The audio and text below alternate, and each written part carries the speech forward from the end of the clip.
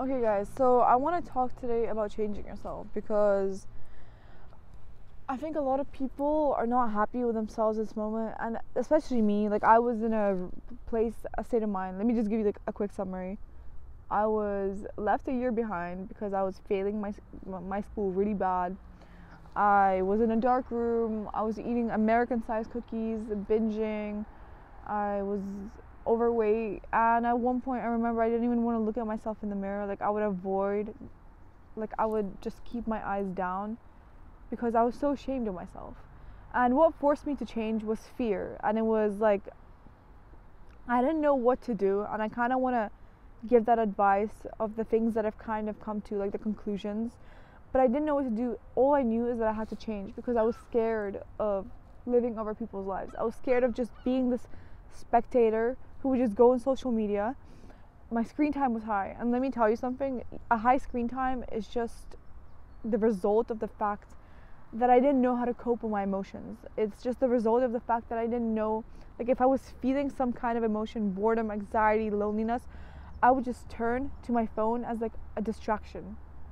And that's just how I was living. I was living automatically. I was living like this secondary character, and I was scared of that. I was so scared of that being my life. So it forced me to change. And again, with change and doing these actions, like, okay, the first thing that I came to was the fact that your actions, the habits, they are you. If you do one thing, go to the gym once and then call it a day, most of the time that's going to end up making you feel like shit about yourself because you're like, I'm inconsistent, I can't stick to something, and that's that's not me, that's not my identity.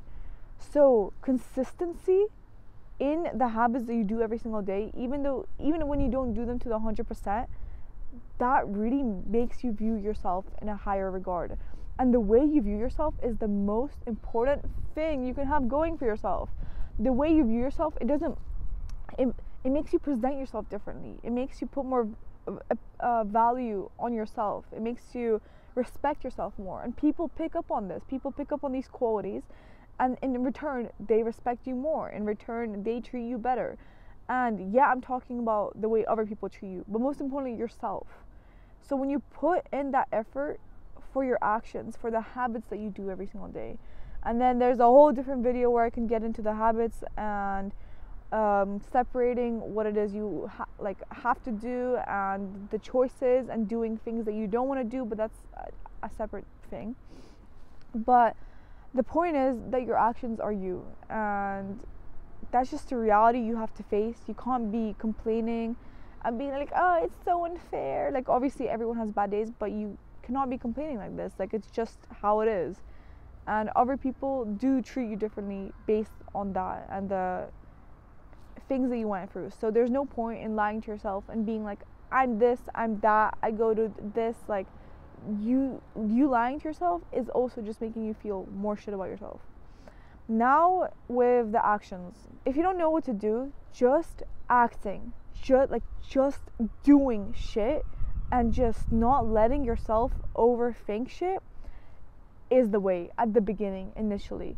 If you know you have to go to the gym, if you know you want to go become healthier, if you know you want to reach an aesthetic point in your physique, no point in just consuming information, delaying it, procrastinating it, with also over-educating yourself and consistently watching how to do 5-day splits, like how to eat healthy. Like, obviously to some extent you should know that information, but it reaches a point where you're just procrastinating it. So just going out and just starting it and realizing that along the way you're gonna learn. Along the way you're gonna learn to film these YouTube videos. Along the way you're gonna learn to find yourself. Along the way you're gonna learn to exercise correctly. And just starting, it's just about acting. Obviously it's better to think fast, act fast, but a lot of these things are skills, and just you can change yourself. And you can change yourself based on the actions you do. Now, another thing is learning to spend time with yourself and enjoying your own company, because a lot of people just don't really know how to do that. So picking up the camera, what I used to do every day was I would just pick up the camera and I would not post it, and I would just start talking and talking to myself.